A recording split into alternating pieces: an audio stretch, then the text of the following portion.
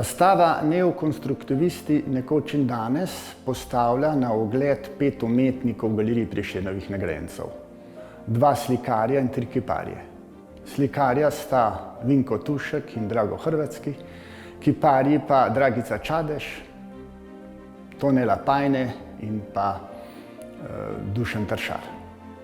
Kaj smo želeli pokazati s to razstavo? Želeli smo pokazati nek časovni razmak njihovega ustvarjanja od leta 1968 do 1972, ko so delovali kot skupina Neokonstruktivisti, čeprav niso nikoli sodelovali kot organizirana skupina, temveč kot individualisti. Zbrali so se le na razstavah, ki jih je pravzaprav organiziral in tudi umetnike neprestano spodbujal prav kustos tudi te razstave Aleksander Basin. Razstava želi pokazati pravzaprav nek razmak njihovega ustvarjanja, predvsem pa kako so se njihovi likovni izrazi skozi leta, pravzaprav desetletja, oblikovali v njihov današnji pogled na umetnost. Tokratna razstava je nastala v sodelovanju z Moderno galerijo, galerijo Bolfidar Jakec iz Kostanjevice na Krki, pa tudi izdeli iz zasebnih zbirk avtorjev.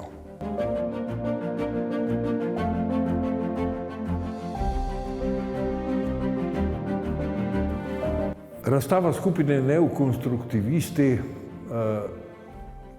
nekoč in danes lahko z ozirom na minuli čas uvrstimo že v zgodovinski kontekst, ki je v 90-ih letih opredelila razstava vidiki minimalnega oziroma vidiki minimalne umetnosti, ki jo je pripravil v ljubljanski Moderni galeriji pokojni kustos Igor Zabel.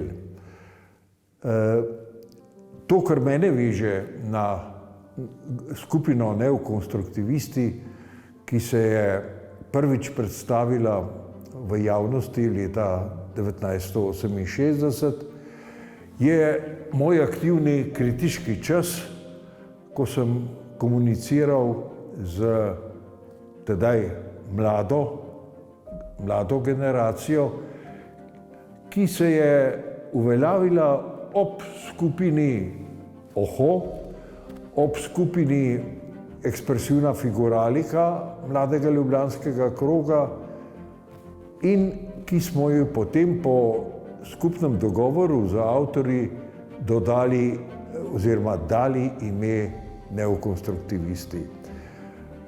Če skušam spet opredeliti zgodovinski kontekst, nastanek te skupine, ki je nastala, kar je treba poudariti, zelo spontano. Srečanje tu ob tej grupi, ki jih sedaj predstavljamo v Kranju, so sodelovali uvodoma praktično vsi ti avtorji, od katerih je žal Vinko Tušek, Drago Hrvatski in Tone Lapajne že pokojni.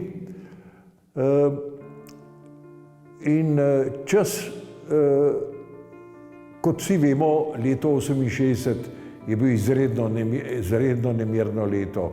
Spomnimo se študentskih nemirov, ki so začeli v Parizu in potem v prostorih nekdanje naše skupne države z nek odzivom tudi študentov na ljubljanski univerzi, je po svoje iskalo nek odmev tudi v umetnosti. Skupina se je krepko uveljavila, ne samo v slovenskem, ampak tudi zlasti v beograjskem, pa tudi zagrebškem kulturnem prostoru, doživela tam veliko večji odmev kot v slovenskem prostoru, kar je imelo za posledico, da je pravzaprav kontinuirano razstavljala skupaj do leta 1972.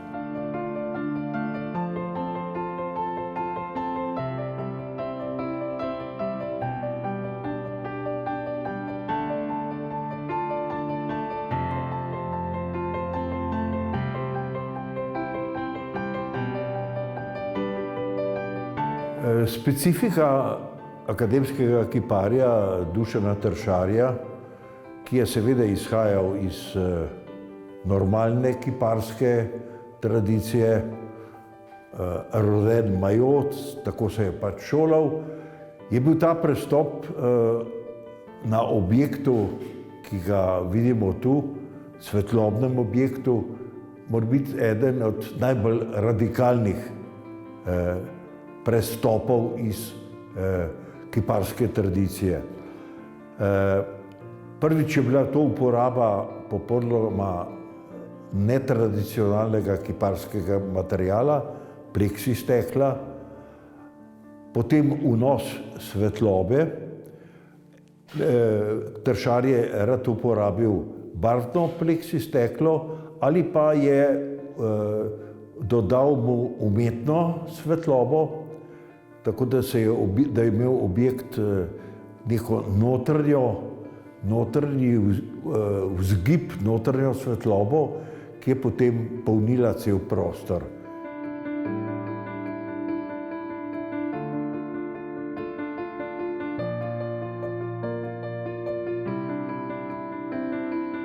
Ustvarjalnost Dušana Tršarja je v 80-ih letih in seveda vse do današnjega časa se je nekako vrnila če drugače ne, lahko opredelimo v tehniko, ki je značilna sicer za tradicionalno kiparstvo, se pravi v bron ali v gnetenje gline, ki se potem pač odtisne oziroma odlije v bron. Kontinuiteta, ki jo jaz vendarle prepoznavam v tem, je morebiti ta sestav posamezne kompozicije, tako male, drobne plastike kot večje, ki jo rad Tršar postavi tudi v eksterjer, je morebiti v tej rasti eni konstrukciji, ki se pa prej navezuje na organsko prirodo, kot pa recimo na eno anonimno arhitekturo prostora. Tršar je dobival pobude pri dobesedno v prostorih, ki so zunaj prepeti z organsko drevesno strukturo. Teh je nič, koliko je teh primerov.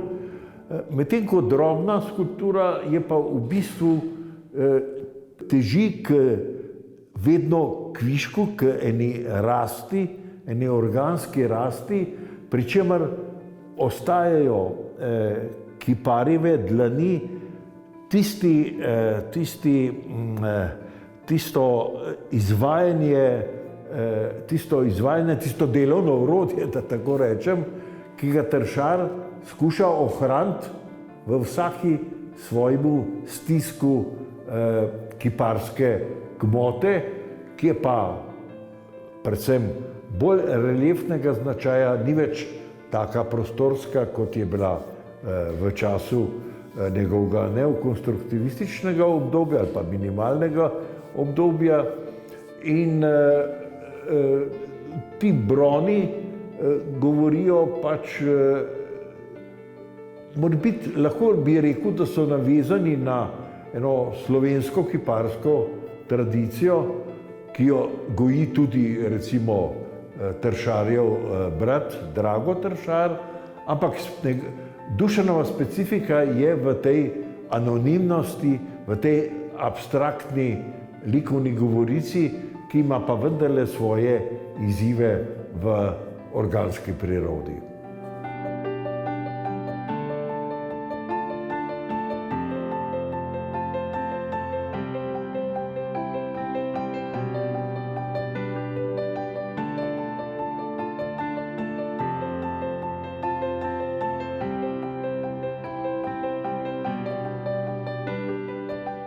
Dragica Čadež-Lapajne in njen partner Tone Lapajne, ki je žal že pokojni, sta bila tiste dva člana skupine, ki sta uporabila les.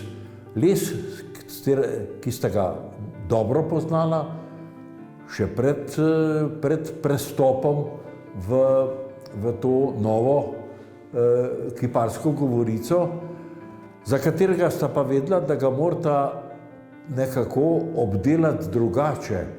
Rekel bi prekrit.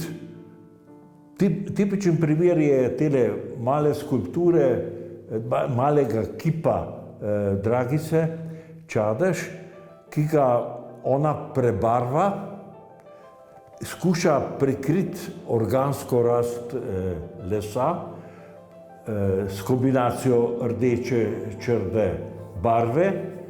Ostajajo seveda, kip deluje še vedno naprej, ampak ona ga ne bo, skuša ohraniti to eno rudimentarnost, eno, ne bom rekel, okorelost lesa, zastalost v njegovi organski rasti in opozoriti na njegovo slojevitost, na recimo vstop nekako morda celo nasilen v les, v geometrije, v to organsko strukturo. Ravno zaradi te robustnosti, ki je bila značilna tudi v kiparstvu Toneta Lapajneta, ki pa je kombiniral potem še les z drugim materialom, so bili ti objekti, namerno bom uporabil izraz ne kip, ampak objekti Dragice Čadež, tisti, ki so mojih na razstavah vedno postavili neposredno na tla, tako da smo ukinili razmišljanje o kakšnem podstavku, kajti objekt je tisti, ki samostojno odloča o prostorskih dimenzijah, ko se postavi neposredno na tla.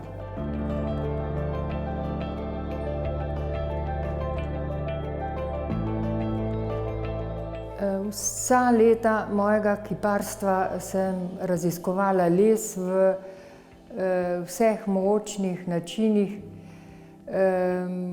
res od obdelave z letom do obdelave z motorno žago, do sestavljanja letvic v prostorske konstrukcije in v zadnjem času tudi kombinacija z gajbicami, ampak ta les oziroma osnova mojega kiparstva je deblo, je drevo in tudi drevo kot neka mogočna arhitektura, kot eno živo bitje, res čuti z njim vse to življenje, rast in na ta način tudi oblikuješ in s tem odnosom, naprimer sem se lotila tudi te kompozicije, da sem uporabila en del debla, en del pa oblikovala keramično deblo kot oblečeno v neko ljubje, kjer sem se poigrala s strukturo, z linijami, z barvami, s patino.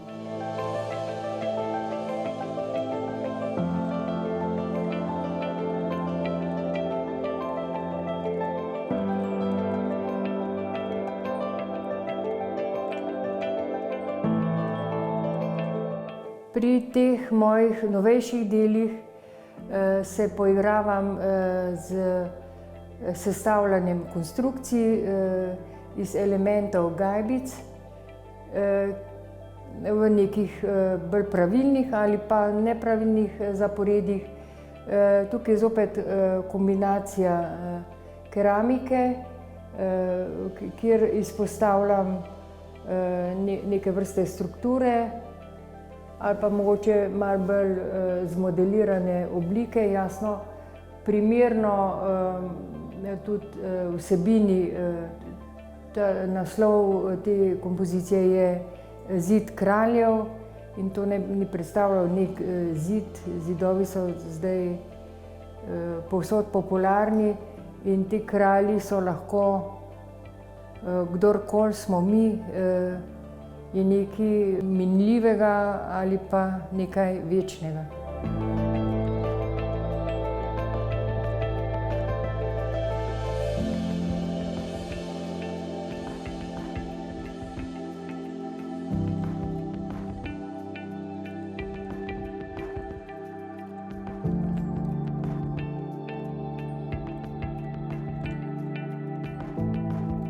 Tone Lapajne je drugače od Dragice Čadež obdelal les. Iskal je tudi kombinacijo, v nekaterih objektih se pojavlja zraven plastičen material imenovan juvidur, ki je tudi imel svojo svetlobo. Sicer pa so bili njegovi objekti leseni, strogo postavljeni vedno neposredno na tla in, kar je še važnejše,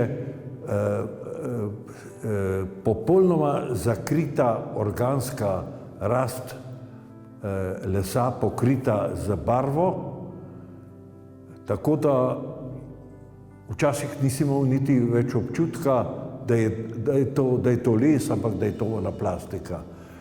Lapajne je bil v tem pogledu zelo radikalen. Vse do gotove faze.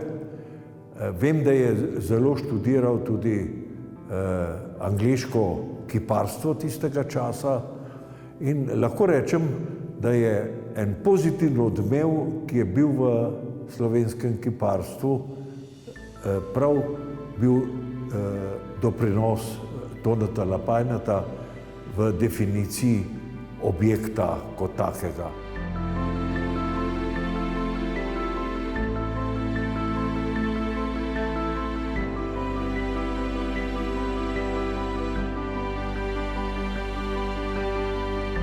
Potem je imel eno fazo dolgo časa slikarstva z zemljo. On je izhajal namreč iz doma, je bil nekje na Barju in je to vnesel v svojo slikarstvo. Na to opozarja ena od slik, ki jo smo jo uvrstili tudi na to razstavo, pri čemer pa vendar tam ni uporabljena več zemlja, ampak enostavno barve, ampak so nanesene tako, kot bile nagnetena zemlja na platnu. Medtem ko je pa v zadnjih letih se pa loteval velikih platen, kjer jaz pravzaprav še zmeraj ugotavljam prisotnost neke konstrukcije. Čeprav je to spomin verjetno na ene ograde, ki jih nahajamo v naravi. Zadaj so, v ozadju, v drugem planu so nekako kot zvetrena ena drevesa. To se pravi, da se je vrnil pravzaprav v tisti svoj svet, iz katerega je izhajal,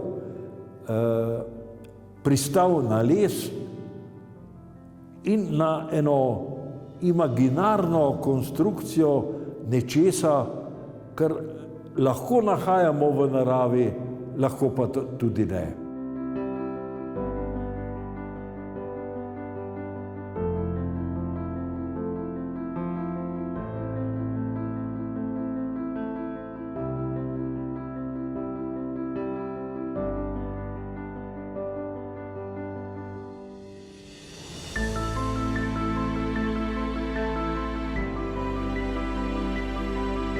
Dimenzija igrivosti, igre, ludus, kot rečemo, strokovno, je tista razsežnost, ki jo je vnesel v skupino neokonstruktivistov edini Kranjčan, oziroma stalno bivališče Vinko Tušek.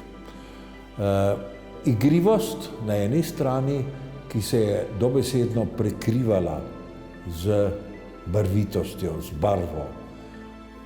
risbo, prostorsko risbo v barvi, ambienti, ki jih je Vinko Tušek ustvarjal z visečimi kroglicami na skupni razstavi v Moderni galeriji, kjer smo se sprehajali med visečimi kroglicami, ki so ostale v lesu.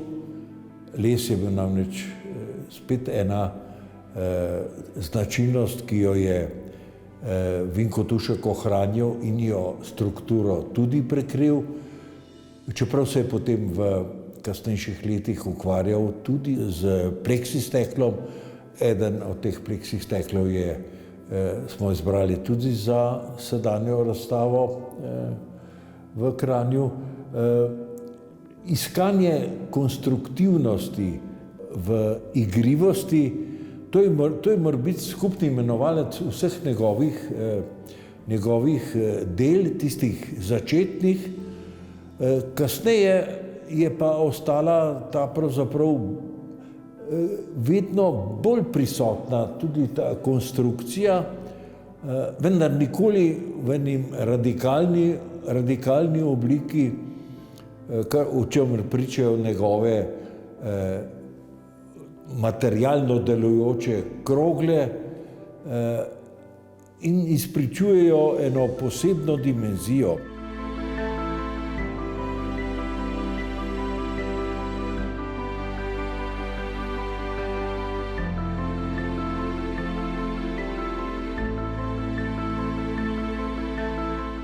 Kot otrok sem imel to srečo, da me je oče vključeval v svoje delo, verjetno me je pazil, bom rekel, ampak on me je zmeraj dal nekaj za delati, ko je ustvarjal te svoje plastike, ali sem nekaj barval, ali sem brusil te kipe. Skratka, zmeraj sem bil prisoten v tem procesu, tako da imam pravzaprav sam smešen vtis, ko gledam te njegove plastike, imam vtis, da so tudi moje delo. O očetu lahko govorim oziroma razmišljam predvsem iz dveh vidikov. Prvo kot otrok, ker sem ob njem pač odraščal, ob njegovem delu.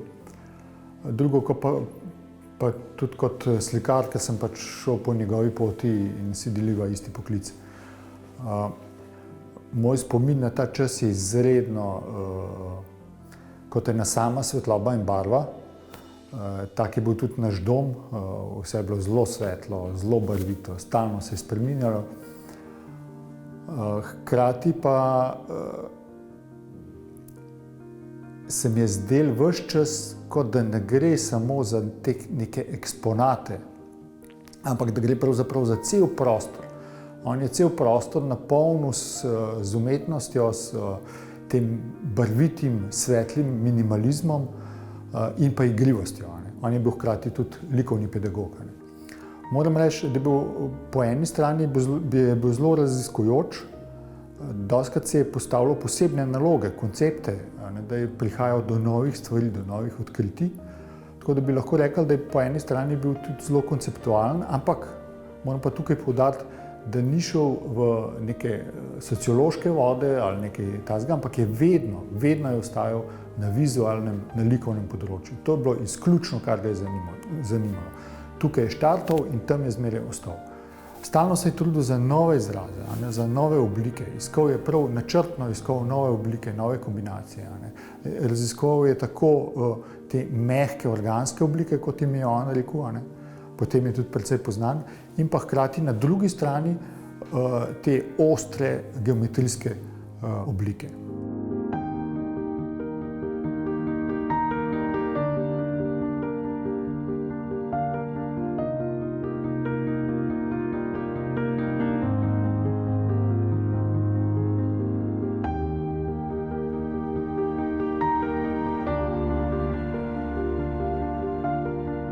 Mirno lahko rečemo, da je Drago Hrvatski ostal zvest samemu sebi, svoji ustvarjalni kontinuiteti in meni je žal, da ga je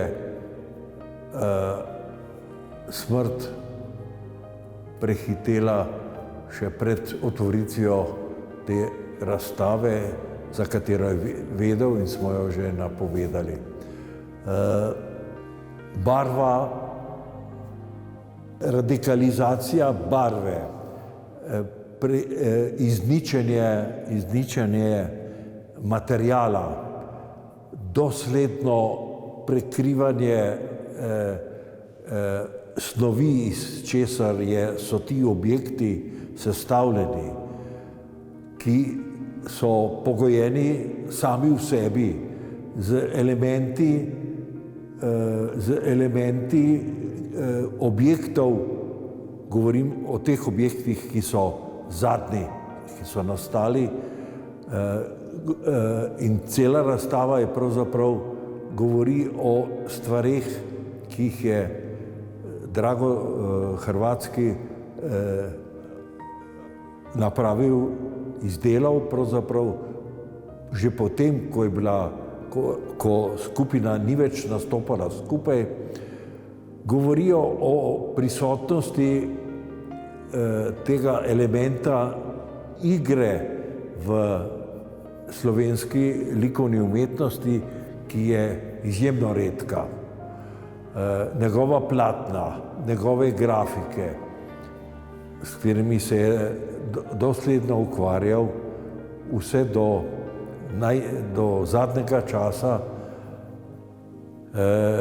govorijo o vstopu pojma objekta, ki ga je Drago Hrvatski pravzaprav vlekel praktično 5 desetletij. Pri čemer ta ustvarjalnost, vsa abstraktna govorica je ostala živa, se previjala iz ene v drugo, izven nekega ustaljenega sistema, radoživa, ampak strogo geometrizirana, in lahko bi rekel, da je Hrvatski uspel vzdrževati racionalni pol z pojmom ludusa, igre, vse od začetka do konca, kljub temu, da je drugače ga poznam zelo dobro kot resen značaj in je pravzaprav se znal razpeti na poseben način v svoji umetnosti.